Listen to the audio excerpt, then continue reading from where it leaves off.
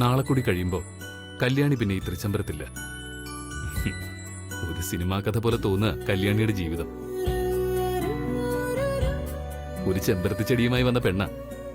തന്റെ നിഴൽവെട്ടത്ത് പോലും കണ്ടേക്കരുതെന്ന് പറഞ്ഞ അമ്മ എന്നെ കല്യാണിക്ക് ജോലി കൊടുത്തു, രക്തം കൊടുത്തു, കിരീടം വെച്ചു കൊടുത്തു. എന്തൊക്കെയോ സംഭവിച്ചു. എല്ലാം കഴിഞ്ഞ് നാളെ കല്യാണിയുടെ കല്യാണമാണ്. അമ്മ മുന്നിട്ടിറങ്ങിയത് നടത്തുന്നത്. സത്യം പറഞ്ഞ നിനക്കുള്ളതുപോലെ എന്തോ ഒരു മാന്ത്രിക ശക്തി കല്യാണിക്കുണ്ട്. നാളെ മുതൽ കല്യാണി ഇല്ലെന്ന് ഓർക്കുമ്പോ മനസ്സിനെന്തോ ഒരു വല്ലായ്മ. അവളോട് എന്തൊക്കെയോ പറയാൻ കരുതി വെച്ചു എന്നൊരു തോന്നല്. ആ വരട്ടെ, നാളെ അവളോടൊന്ന് സംസാരിക്കാം.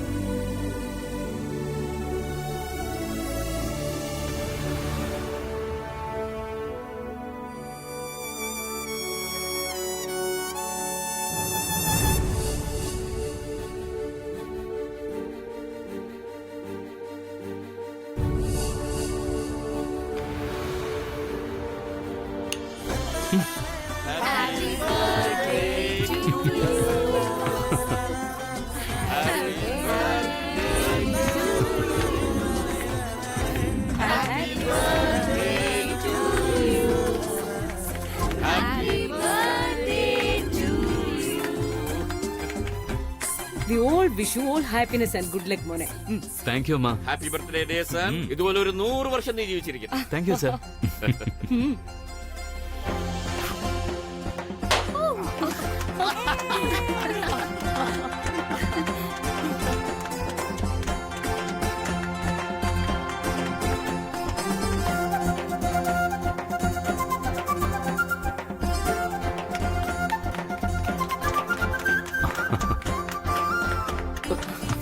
ബ്രോ എനിക്ക്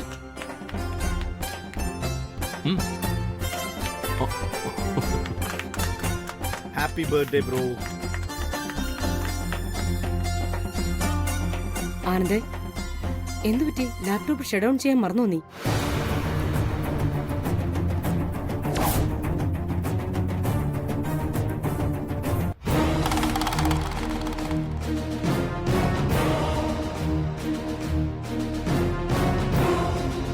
കല്യാണ വീഡിയോ ആണല്ലോ.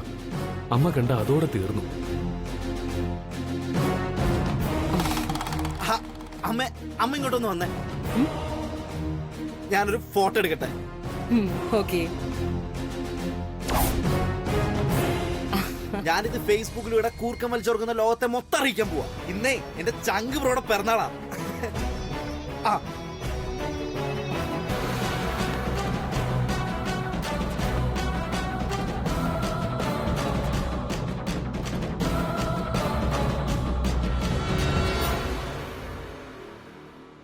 സ്മൈൽ.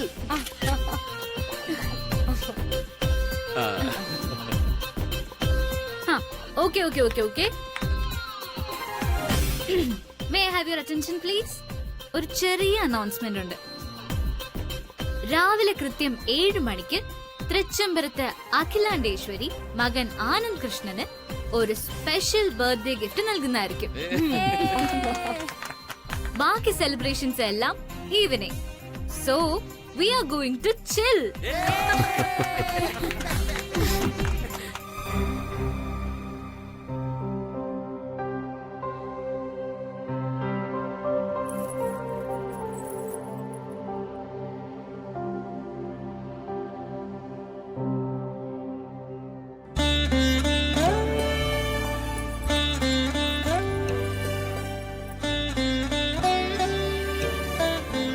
എന്തുപറ്റി? എന്താ ഇങ്ങനെ സൂക്ഷിച്ചു നോക്കുന്നു? ഹേയ് ഒന്നുമില്ല, ഒരു ഗ്രേ ഹെയർ ആദ്യമായിട്ടാ. പിള്ളേരുടെ കല്യാണം കഴിയും മുമ്പേ നമ്മൾ വയസ്സായി തുടങ്ങിയോന്നൊരു സംശയം. നെവർ. ഓരോ ദിവസം കഴിയുന്തോറും എന്റെ ശ്രീമതി കൂടുതൽ ചെറുപ്പമാവുന്നുണ്ടോ എന്നാണ് എന്റെ തോന്നൽ. ഉം. ആ, നിന്റെ മുമ്പിൽ പിടിച്ചിരിക്കാനുള്ള വഴി ആലോചിക്കുക ഞാനിപ്പോ. ഹേയ് അത് കൃഷ്ണേട്ട എന്നെ സന്തോഷിപ്പിക്കാൻ വേണ്ടി പറയുന്നതാ. കാക്കയ്ക്കും തൻ കുഞ്ഞു പൊൻകുഞ്ഞ് അത്രേ ഉള്ളൂ. എന്നാലേ അത് അത്രയും അല്ല. ഇപ്പോ മുഴുവൻ നിന്റെ മനസ്സിൽ ഒരുപാട് ടെൻഷനുകളാണ്. ബിസിനസിന്റെ മുതൽ അരവിന്ദിന്റെ ആനന്ദിന്റെയും കാര്യം വരെ. ടെൻഷൻ വരുമ്പോഴാണ് മനുഷ്യന്റെ ശരീരത്തിൽ മാറ്റങ്ങൾ സംഭവിക്കുന്നു. അകാലത്തിൽ മുടി നരയ്ക്കുന്നത് ഉൾപ്പെടെ. ഹും. പക്ഷേ ഇപ്പോ അരവിന്ദിന്റെ നന്ദനെയും ആനന്ദിന് പ്രിയങ്ക വർമ്മയും കണ്ടെത്തിയില്ലേ? ഇനി നോ ടെൻഷൻ, സന്തോഷം, നിറയെ സന്തോഷം. അപ്പോഴീ തലമുടി ഇനി പനങ്കുല പോലെ വളരാൻ തുടങ്ങും. നീ നോക്കിക്കോ. മതി മതി പുകഴ്ത്തിയത്. അപ്പോഴേ രാത്രിയിലെ ഗുളിക ഇതുവരെ കഴിച്ചിട്ടില്ല. അത് കഴിച്ചിട്ടിടന്ന് ഉറങ്ങാൻ നോക്ക്.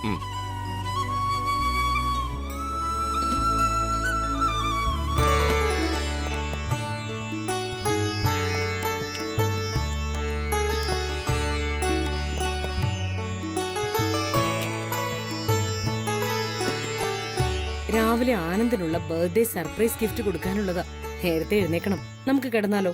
ഷുവർ. ആ പിന്നെ നാളെ ബർത്ത്ഡേ മാത്രമല്ല, കല്യാണിയുടെ കല്യാണം കൂടിയാ. അതിനുള്ള ഏർപ്പാടുകളും ചെയ്യാനുണ്ട്. നേരത്തെ എണീക്കണം. വാ, കിടക്കാം.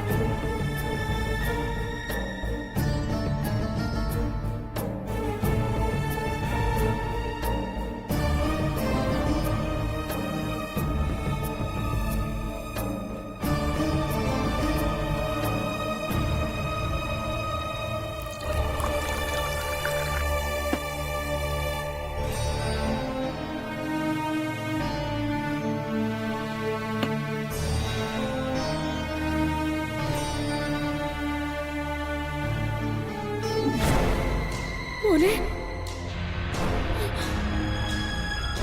മോനെ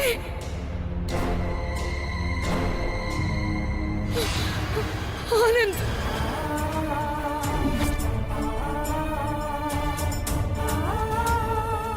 അഖിലേ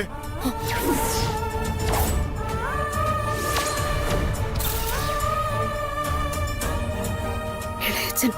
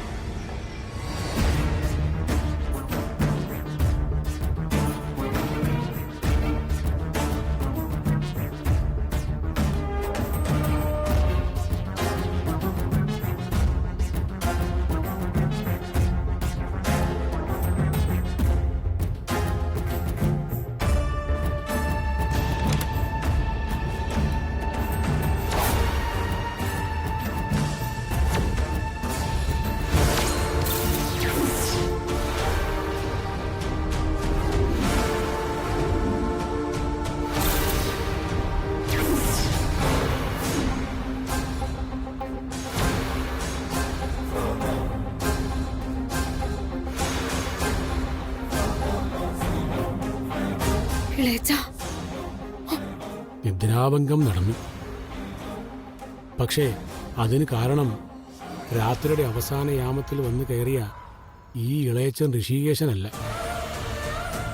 നീ കണ്ട ഭീതിപ്പെടുത്തുന്ന ദുസ്വപ്നം എന്താ ശരിയല്ലേ? അതെ, ഇളയച്ചൻ എങ്ങനെ അറിഞ്ഞു ഞാൻ ദുസ്വപ്നം കണ്ടുന്ന്? അറിഞ്ഞത് മുഴുവൻ പറയാൻ സമയമായിട്ടില്ല.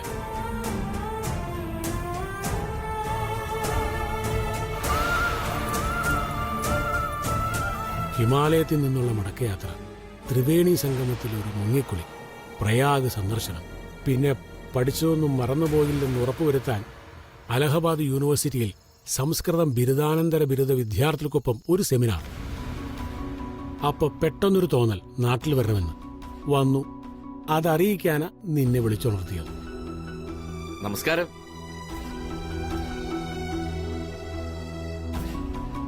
ഇതെന്താ നടയിൽ തന്നെ നിൽക്കുന്നത്? അകത്ത് കയറുന്നില്ലേ? ഇല്ല, നേരെ തറവാട്ടിലേക്കാണ്. 1-2 ദിവസം അവിടെ ഉണ്ടാവും. നിങ്ങൾ അങ്ങോട്ട് വരൂ, നമുക്ക് സംസാരിക്കാം. ഇളയച്ച, ഈ നടവരെ വന്നിട്ട് അകത്ത് കയറി ഒരു ഗ്ലാസ് വെള്ളം പോലും കുടിക്കാതെ പോയാ? തോന്നുന്നില്ല, അതാണ് സത്യം. ധ്യാന നേരങ്ങളിൽ പ്രപിതാക്കളിൽ പലരും മായ പോലെ മുന്നിൽ വന്നു പോകാറുണ്ട്. അവസാനം വന്നൊരാൾ സ്വന്തം ജ്യേഷ്ഠനാണ്, നിന്റെ അച്ഛൻ. പക്ഷേ വന്നത് സന്തോഷത്തോടെയല്ല, മുഖം നിറഞ്ഞ വിഷാദവുമായിട്ടാണ്. മാത്രമല്ല, തോളിൽ തീ പടർന്നു കയറിയ ഒരു ഉത്തരവുമുണ്ടായിരുന്നു.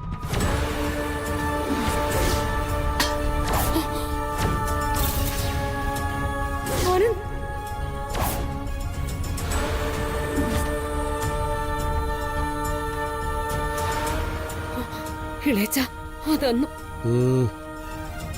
അറിയാം, അതൊരു നല്ല സൂചനയല്ല. വീടിനും വീട്ടിലുള്ളവർക്കും. എന്ന് പറഞ്ഞാൽ വരൂ, നമുക്ക് സംസാരിക്കാം. ഇത്തരമൊരു വിഷയം പറയുന്നതിന് ഇരുട്ടിനേക്കാൾ നല്ലത് വെളിച്ചമാണ്. വരൂ, നമുക്ക് സംസാരിക്കാം.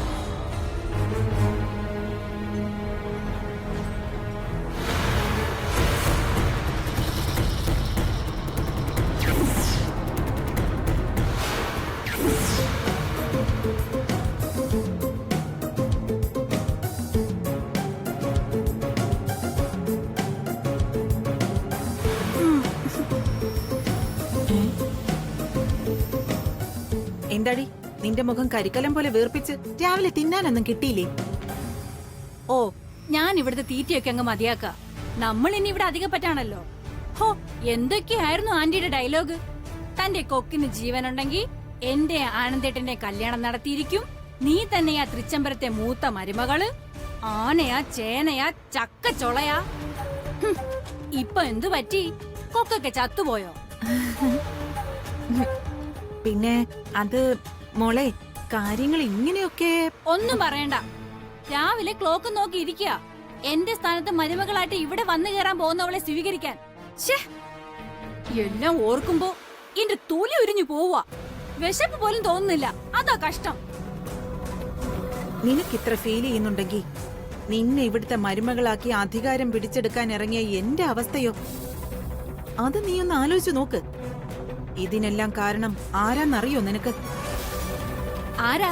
അഖിലാന്റി തന്നെ, അല്ലാതെ വേറെ ആരാ കാരണക്കാരി? ഏയ്, അത് രണ്ടാമത്. ആദ്യത്തെ ആൾ അവളാ, ആ കല്യാണി. അന്ന് അവൾ ആ പ്രിയങ്കയുടെ പേരെഴുതി ഇട്ടില്ലായിരുന്നെങ്കിൽ ഇന്ന് നീ ആയിരുന്നേനെ തൃച്ചംബരത്തെ മൂത്ത മരുമകള്. അറിയോ നിനക്ക്? ഓ, അത് ശരിയാണല്ലോ. ഊഷേട്ടാ, എന്റെ ആനന്ദേട്ടന്റെ കല്യാണം മുടക്കിയിട്ട് അവൾക്ക് ആ രാജീവിനെയും കെട്ടി സുഖമായിട്ട് ജീവിക്കാന്ന വിചാരം. ആന്റി, ആ കല്യാണം നടക്കാൻ പാടില്ല. എന്ത് വില കൊടുത്തോ അത് മുടക്കണം. അത് വിട്. അതിനെക്കുറിച്ചൊന്നും ആലോചിച്ച് നീ ടെൻഷൻ അടിക്കണ്ട. കല്യാണിയുടെ കല്യാണം ഒരിക്കലും നടക്കാൻ പോകുന്നില്ല. അതെങ്ങനെ മുടക്കണമെന്ന് ഞാൻ മനസ്സിൽ പ്ലാൻ ചെയ്തോണ്ടിരിക്കുക.